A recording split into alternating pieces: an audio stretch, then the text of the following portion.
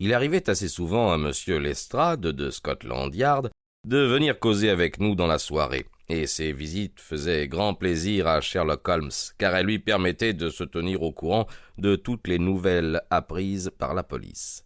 En retour des récits que faisait Lestrade, Sherlock Holmes prêtait une grande attention aux détails des affaires dont le détective pouvait être chargé. De temps en temps, il lui donnait des avis que justifiaient sa longue expérience des affaires, des hommes et des choses. Ce soir-là, Lestrade avait parlé du temps, des journaux, puis la conversation était tombée tandis qu'il continuait à fumer son cigare. Holmes le regarda avec attention. « Rien d'intéressant ?» dit-il. « Non, monsieur Holmes, rien de particulier. Alors, dites-moi. » Lestrade se mit à rire. « Décidément, monsieur Holmes, il n'y a rien à vous cacher. Oui, il y a bien quelque chose qui me préoccupe, et pourtant c'est si absurde que j'hésite à vous en infliger le récit. D'un autre côté, l'événement, tout en ne sortant pas de la banalité, paraît cependant assez bizarre. Je sais, il est vrai que vous avez un goût marqué pour ce qui sort de l'ordinaire, mais à mon avis cette affaire paraît plutôt ressortir du domaine du docteur Watson que du vôtre. »« Une maladie ?» demandai-je. « En tout cas, de la folie, et une folie extraordinaire. Croyez-vous qu'il existe de nos jours un homme qui nourrit une telle haine contre Napoléon Ier qu'il brise impitoyablement toutes les statues qui le représentent? »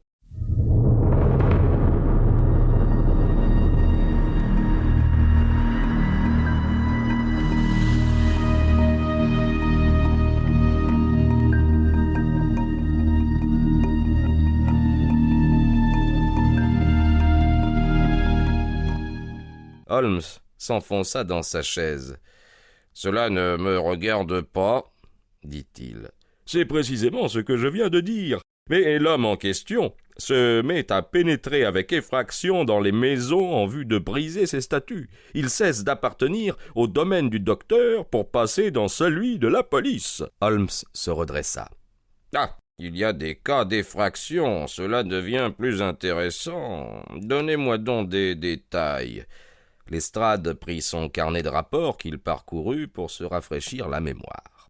« La première affaire a eu lieu il y a 4 jours, dit-il. Elle se passa chez Madame Hudson, qui a un magasin de vente d'objets d'art dans Kennington Road.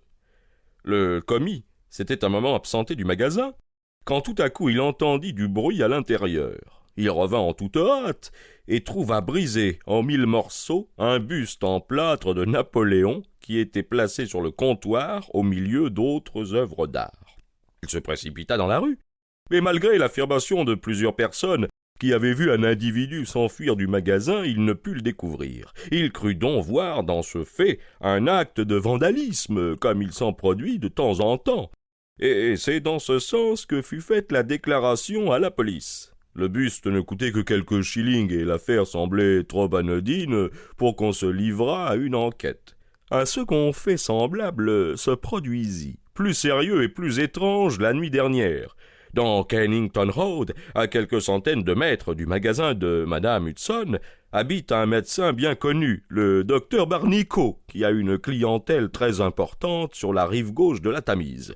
Sa résidence, avec son cabinet de consultation, est dans Kennington Road, mais il a une clinique à Lower Bringston Road, distante d'environ 2 miles. Le docteur est un admirateur enthousiaste de Napoléon. Sa maison est remplie de livres, de tableaux et de reliques se rapportant à l'histoire de l'empereur des Français. Il a acheté, précisément chez Moïse Hudson, 2 plâtres absolument pareils du buste de Napoléon par le sculpteur français Devine. Il a placé l'un d'eux dans le vestibule de sa maison de Kennington Road et l'autre sur la cheminée de son cabinet de Lower Brighton. Quand le docteur est descendu ce matin, il a constaté que sa maison avait été cambriolée pendant la nuit, mais que rien n'avait été volé, sinon le buste en plâtre du vestibule, qui avait été emporté et lancé avec violence contre le mur du jardin, au pied duquel en ont été découverts les débris.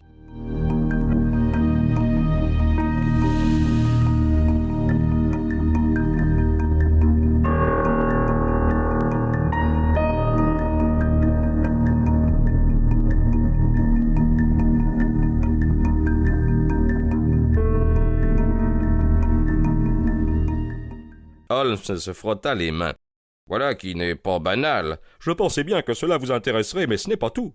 Le docteur Barnico s'est rendu, à midi, à sa clinique. Nous espérons que vous avez apprécié cet aperçu.